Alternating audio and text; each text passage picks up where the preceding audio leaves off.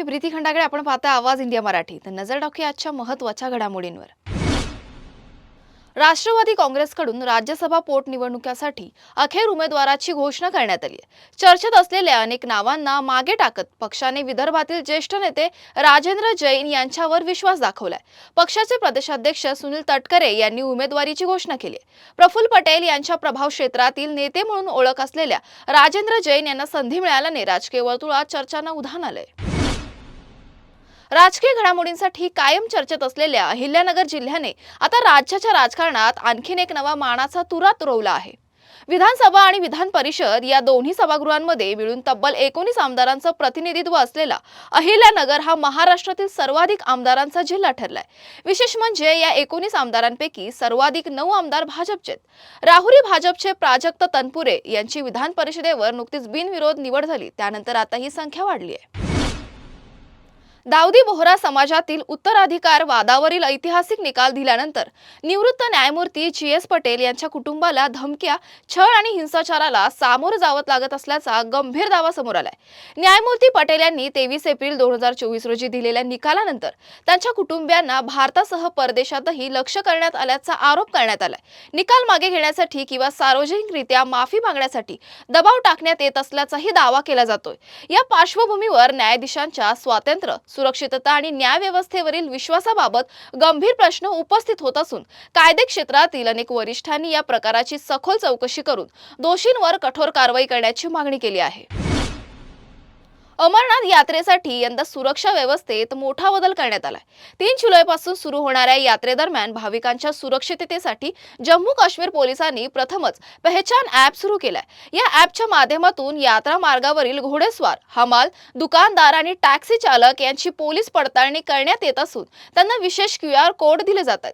भाविक हा QR code scan करून संबंधित व्यक्तीची ओळख आणि सत्यता तपासू शकणार आहेत. याशिवाय संपूर्ण यात्रा मार्गावर कडक सुरक्षा व्यवस्था ठेवण्यात आली असून CRPFच्या 140 कंपन्या तैनात करण्यात आल्यात. यात्रेला सुरक्षित आणि पारदर्शक बनवण्याच्या दृष्टीने हा महत्त्वाचा उपक्रम मानला जातोय.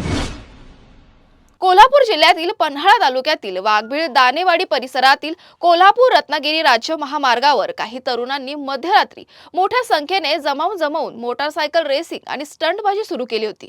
महामार्गावरच दुचाकी उभ्या करून आरडाओरडा आणि हुल्लडबाजी सुरू असल्याची माहिती एका नागरिकाने पोलीस नियंत्रण कक्षाला दिली. माहिती मिळताच पोलीस पथक घटनास्थळी दाखल झालं. पोलिसांचा फौजफाटा पाहताच अनेक तरुणांनी दुचाकी घटनास्थळी सोडून पलायन केलं. यानंतर पोलिसांनी 49 मोटारसायकली ताब्यात घेतल्या. या प्रकरणी 37 तरुणांसह त्यांच्या पालकांवरही गुन्हे दाखल करण्यात आले असून पुढील तपास सुरू आहे. ठाणे महानगरपालिकेच्या मुख्यालयातील नगररचना विभागाच्या 4थ्या मजल्यावर आज अचानक आग लागल्याची घटना घडली. या विभागात अनेक महत्त्वाच्या फाईल्स आणि दस्तऐवज असल्याने खळबळ उडाली.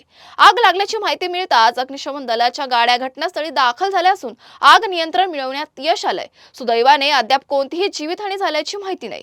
आग लागण्याचं नेमकं कारण अद्याप स्पष्ट झालं नसून अधिक माहितीची प्रतीक्षा आहे.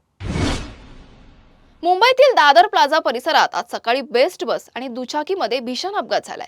दुचाकी स्वार गंभीर जखमी झालाय. धडकेनंतर दुचाकी स्वार रस्त्यावर फेकला गेल्याने परिसरात काही काळ खळबळ उडाली.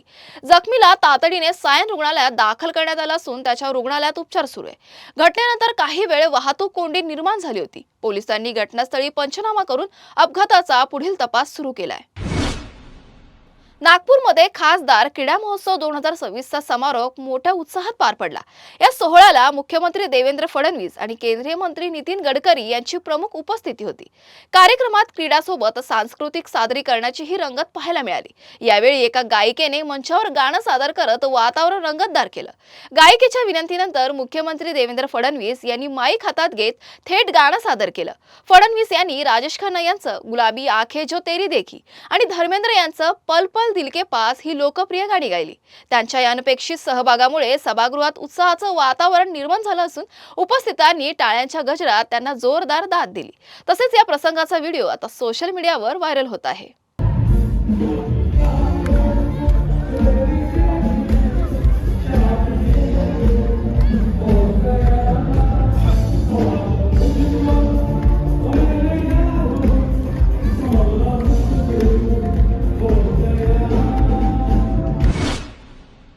बातमीपत्रात वेळ झाली येथेच थांबण्याची. अशाच महत्त्वाच्या बातम्या बघण्यासाठी पाहत राहा आवाज इंडिया मराठी, शोध सत्याचा.